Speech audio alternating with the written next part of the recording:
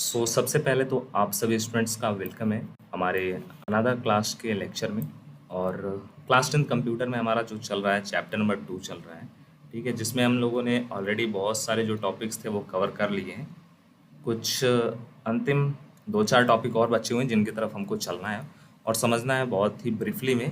हमारा जो अभी चल रहा था वो चल रहा था अबाउट ऑपरेटर के बारे में। ठीक है, ऑपरेटर जो हमारा टॉपिक है वो चल रहा था। ऑपरेटर का जो टाइप है उसमें हमने 2-3 ऑपरेटर डिस्कस कर लिए थे और जो बचे हुए हैं उनको आज की क्लास में हम लोग देखने वाले हैं। ठीक है, और समझने वाले हैं। बाकी इन सभी जो टॉपिक्स हैं, कैरेक्टर सेट, आइडेंटिफायर, ये सभी जो है बेसिक्स हैं, एडवांस लेवल में भी हैं। इनका आपको नीड रहेगा आगे आने वाले टॉपिक्स को समझने के लिए, या फिर आप इन फ्यूचर कंप्यूटर से रिलेटेड कोई अदर डिग्रीज लेते हैं उनके लिए आप पढ़ाई करते हैं। सो आपको ये बहुत ही हेल्पफुल रहेंगे। इसलिए अगर आप चाहें तो उनका नोट्स बना सकते हैं और अपने पास रख सकते हैं और अच्छे से समझेंगे तो आपको ये लॉन्ग टाइम में जो है वो हेल्प करेंगे चीज़ों को समझने के लिए। ठीक है, इसीलिए आप एक एक टॉपिक को अच्छे से समझिए, मैं आपको यही सजेस्ट करूँगा। अपने सभी दोस्तों के साथ शेयर कर ही दीजिएगा। मैं आपको सब्सक्राइब के लिए इसलिए नहीं बोलता हूँ क्योंकि अगर आपको लगता है कि आप हमारे थ्रू कुछ हेल्प पा रहे हैं, हमारी तरफ जो फ्री सर्विस आपको प्रोवाइड की जा रही है, अगर आपको उससे कुछ हेल्प मिल रहा है तो आप ज़रूर से सब्सक्राइब करोगे, मुझे पता है। ठीक है, और अगर आपको नहीं मिल रहा है तो आप नहीं सब्सक्राइब करेंगे।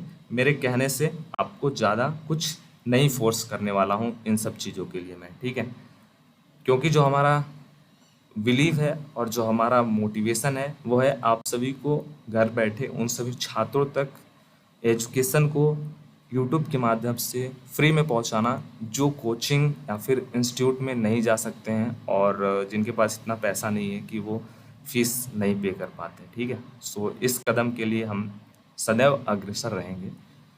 अंकगणितीय ऑपरेटर या फिर कह लें कि अर्थमेटिक ऑपरेटर जो है वो हमारा चल रहा था, जिसको हमने कंप्लीट किया था पिछले क्लास में, आपको समझाया भी था। ठीक है, और एक एग्जांपल यहाँ पे दिया गया है अर्थमेटिक ऑपरेटर का।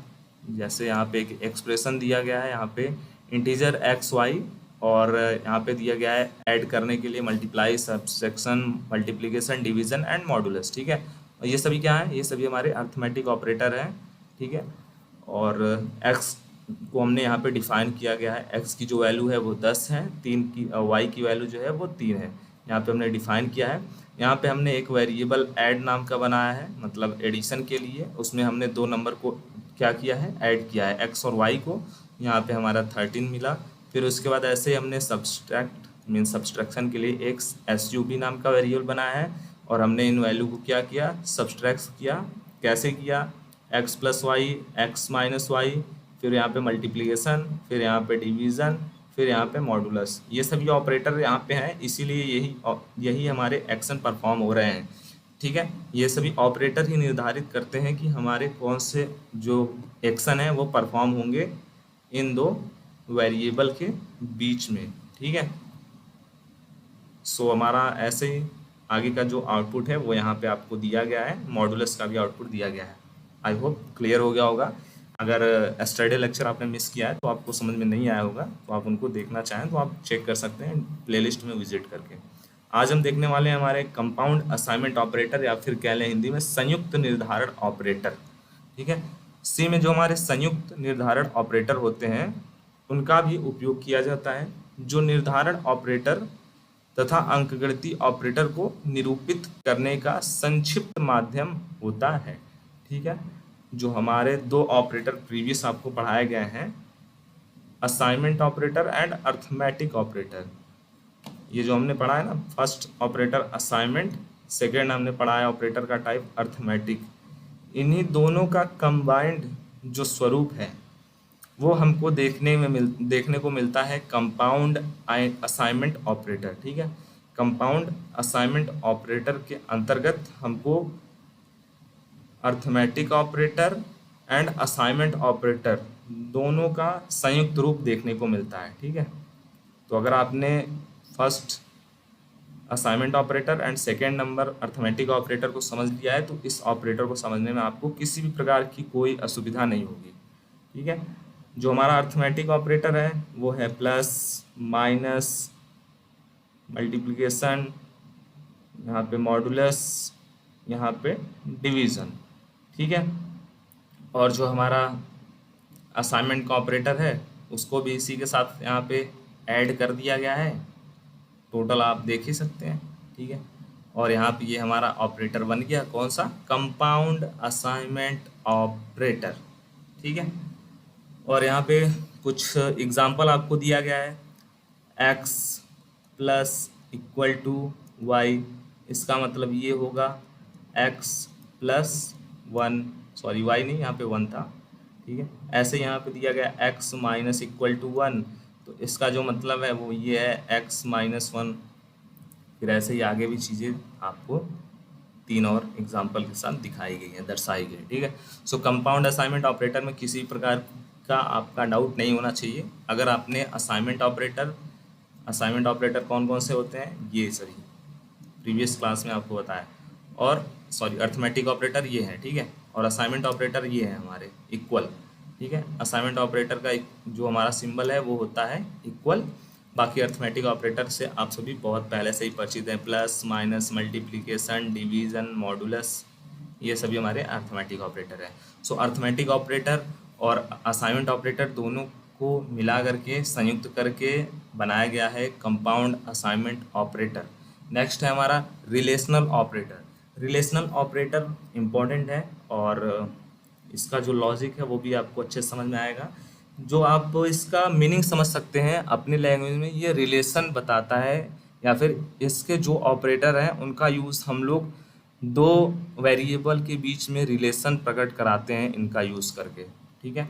आइए देखते हैं इसका डेफिनेशन। सी भाषा में संबंधवाचक ऑपरेटर, हिंदी में बोलते हैं संबंधवाचक ऑपरेटर, इंग्लिश में बोलते हैं रिलेशनल ऑपरेटर। दोनों आपको समझना जरूरी है। अगर हिंदी में आपको प्रॉब्लम हो रहा है तो आप इंग्लिश में समझ सकते हो, आपको हेल्प मिलेगी, ठीक है। सो जो हमारा रिलेशनल ऑपरेटर होता है उसका उपयोग एक्सप्रेशन की तुलना करने में किया जाता है, ठीक है। कभी कभी प्रोग्राम में दो एक्सप्रेशन की तुलना करने की ज़रूरत पड़ती है, जैसे क्या x 100 से छोटा है, या फिर क्या उम्र 19 से ज़्यादा है, तो क्या 0 के बराबर नहीं है।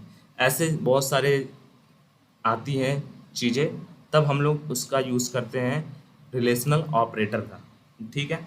जैसे अगर हमको पता करना है कि जो हमारा x का वैल्यू है वो 2 से बड़ा है, छोटा है या फिर क्या है, उसके लिए हम लोग यूज़ करते हैं रिलेशनल ऑपरेटर का। सबसे पहले देख लेते हैं हमारे रिलेशनल ऑपरेटर कौन कौन से हैं। सो हमारा फर्स्ट रिलेशनल ऑपरेटर है इक्वल, बराबर, ठीक है।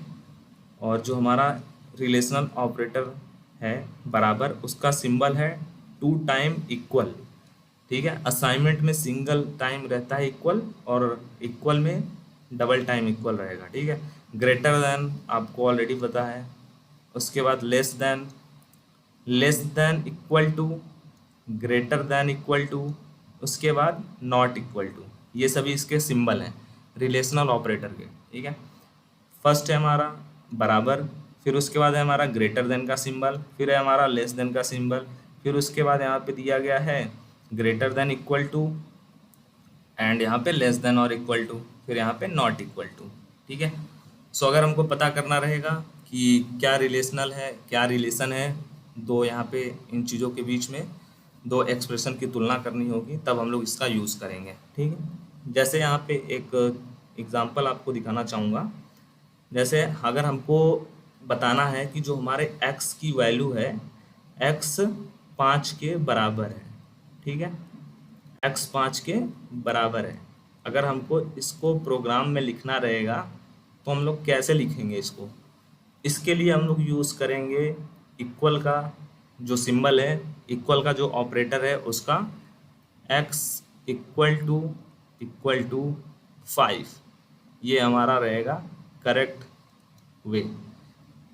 ऐसे ही अगर हमने बोल दिया कि x जो है वो 5 से बड़ा है, ठीक है, तो ये तो हमारा हो गया, ये तो एक्सप्रेशन ही हो गया, हमने डायरेक्ट लिख दिया, ठीक है।